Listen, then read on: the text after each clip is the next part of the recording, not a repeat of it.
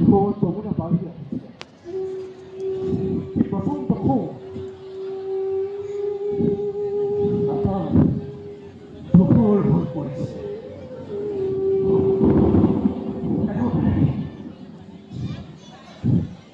যমুনাৰ সিপাৰে কি আছে মইতো একো দেখা নহয় মই দেখা পাইছোঁ মই দেখিছোঁ এখন মনোৰম উদ্যান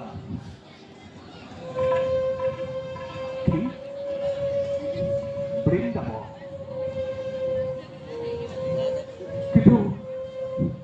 কিন্তু সেই অৰণ্য যেন এখন গভীৰ অভয়াৰণ্যত পৰিণত হ'ল সেই অৰণ্যৰ মাজত সৰু এটা প্ৰকাণ্ড বাঘ সেই ক্ষুধাৰ্ত বাঘটোৱে তীব্ৰভাৱে মধুৰাৰ দিশে আগবাঢ়ি আহিছে নাহিলি দেখা না মাজত উন্মাদিনী যমুনাতে বৈ আছে প্ৰচণ্ড গতিৰে কিন্তু এয়া কি সেই বাঘটোৱে তীব্ৰভাৱে লৰি আহিছে কোনো বাধাৰ মানে লৰি আহিছে সি মোৰ দিশে আগুৱাই আহিছে খেদি আহিছে কোন আছ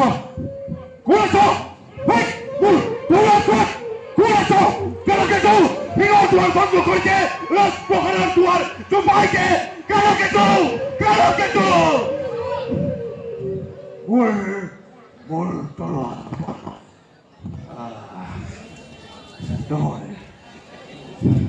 নহয় কালকেতু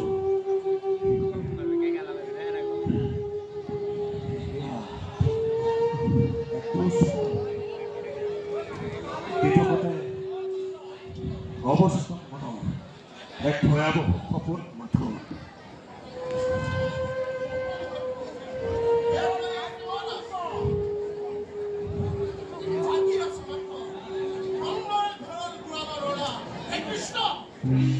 এটা নগণ্য কুপবালকক এতিয়াও কিয় হত্যা কৰিব পৰা হোৱা নাই কালকেতু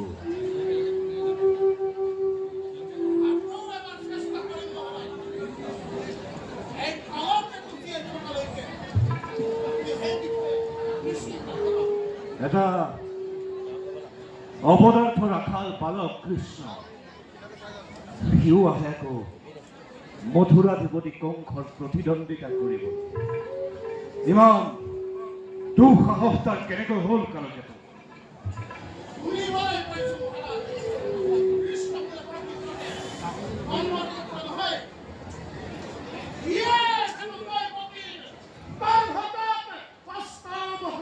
কালকেতু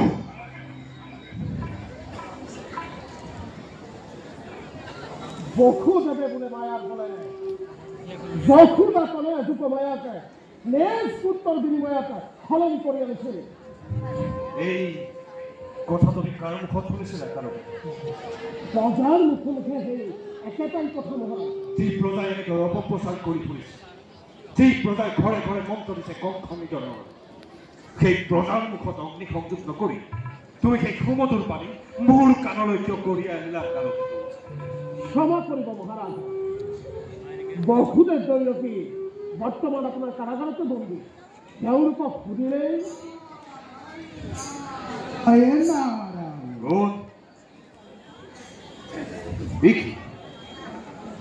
দেৱৰ আপুনি কংসৰ বিশ্ৰাম কক্ষত এনেকৈ প্ৰৱেশ কৰাৰ আগে অনুমতি লোৱাৰ প্ৰয়োজন নাছিল কংসৰ কাৰণ এই বিন বৈৰাগী নাৰদে তোমাৰ একো অনিষ্ট সাধন কৰিব নোৱাৰে অসমত এনেকৈ আগমনৰ উদ্দেশ্য কি দেৱৰ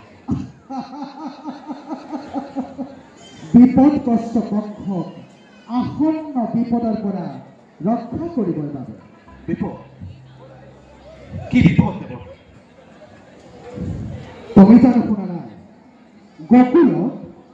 গকুলত এহাল ভূপবালকৰ দিনে দিনে প্ৰভাৱ বাঢ়ি যাব আৰু তাতোতকৈ মাৰাত্মক কথা সিহঁতে মংগ যশোদাৰ নিজৰ সন্তান নহয় সিহঁতে হেনো দৈৱকীৰ গৰ্ভজাত সপ্তম আৰু অষ্টম সন্তান ৰামকৃষ্ণ আৰু এই অষ্টম সন্তানকে লৈ দেৱতাসকলে তোমাক বিপদৰ আঁচনি দিয়া নাছিল জানো কংস? মই যদি কওঁ এইবোৰ মানুহৰ অপপ্ৰচাৰ, এই কথা যুক্তিহীন অবিশ্বাস্য। অবিশ্বাস্য হলেও সন্দেহ ভঞ্জন কৰাত তোমাৰ আপত্তি কি হয়? তুমি তুমি এই দুই হাতেৰে বহুতো নিৰীহ সন্তানৰ হত্যা কৰিছা, মথুৰাত ঘৰে ঘৰে অগণিত লাগা, আৰু যেনিবা দুটা সংখ্যা বেছি হলে তাত তোমাৰ আপত্তি কি হয়? এই বিষয়ে মই নিশ্চেষ্ট হৈ বহি থকা নাই দেৱৰ্ষী।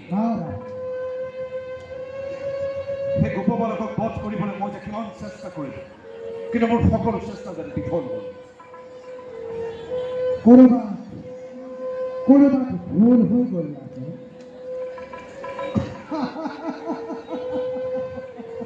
সন্ধিৰ বাণ বুদ্ধিৰেহে কাটিব পাৰি, গতিকে এটা নতুন কৌশল লোৱা নাইছিল। কি নতুন কৌশল দেৱৰ্ষী? মথুৰাত ধন যজ্ঞ আয়োজন কৰা, আৰু সেই যজ্ঞলৈ ৰামকৃষ্ণক নিমন্ত্ৰণ কৰা। প্ৰয়োজন হ'লে ইয়াৰ পৰা উপযুক্ত মানুহ পঠিওৱা।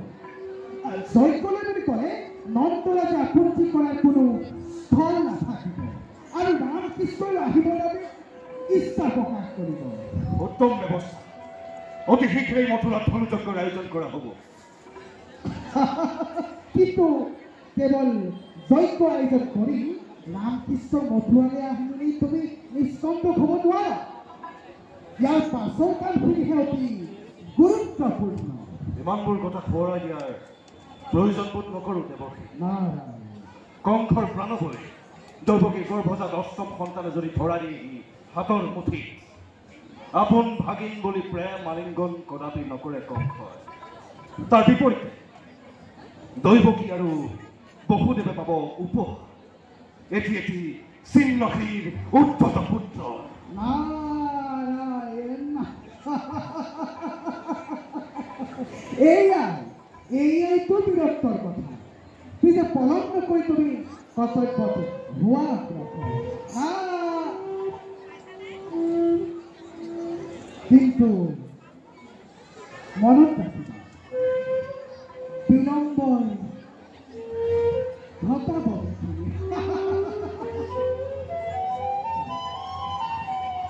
কালকে মহাৰাজ, বসুদেৱক কাৰাগাৰৰ পৰা মোৰ ওচৰলৈকে লৈ আহা। ভাল মহাৰাজ।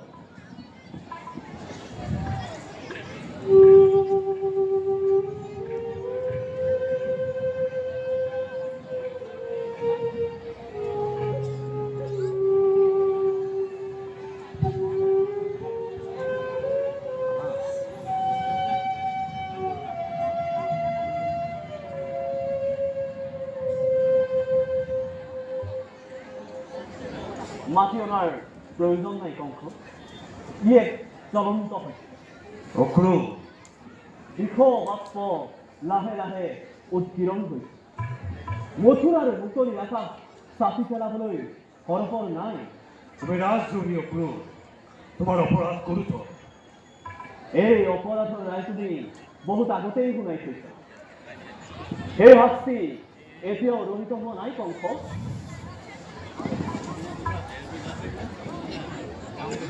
বসুদেৱ, তোমাক মাত্ৰ মই দুটা প্ৰশ্ন কৰিম, আশা কৰোঁ তুমি তাৰ সঠিক উত্তৰ দিবা।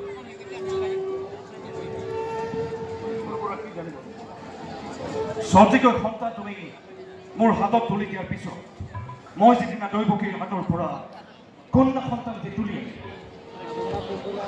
সেই সন্তান তোমালোকৰ হয় নে? আৰু সেই সন্তান প্ৰকৃততে কন্যা সন্তান নে পুত্ৰ সন্তান? তোমাৰ প্ৰথম প্ৰশ্নৰ উত্তৰত কোনো শুনাব। মোৰ সেই সন্তান সপ্তম সন্তান নাছিল। এই কথা তুমি মোক আগতে জনোৱা নাছিল। অলনাৰ ভাগ মোৰ ওপৰত নাছিল। তুমি এইটো লেখি লেখি মোৰ এটা এটাকৈ 6টা সন্তান হত্যা কৰিলা। এই সন্তানটি কন্যা সন্তানে আছিল। দৈৱকীৰ বুকুৰ পৰা কাঢ়ি দিয়া সন্তানটি কন্যা সন্তানেই আছিল, সেইটো তুমি নিজ চকুৰে দেখিছিলা। মই সেই কথা জানিব বিচৰা নাই, মই এইটো জানিব বিচাৰিছো যে সেই কন্যা সন্তানটি কাৰ আছে। তাকে কওঁ শুনাব, সেই কন্যা সন্তান আমাৰ নাছিল। আমাৰ পুত্ৰ সন্তানৰ বিনিময়ত সেই কন্যা ৰত্ন আমি লাভ কৰিছোঁ। এটা সুৰক্ষিত কাৰাগাৰৰ ভিতৰত তুমি সেই সন্তান কেনেকৈ লাভ কৰিলা বহুতে? কোন তাই কাৰ সন্তান আছে? তোমাৰ পুত্ৰ সন্তান তুমি কাৰ ওচৰত লুকুৱাই ৰাখিছা?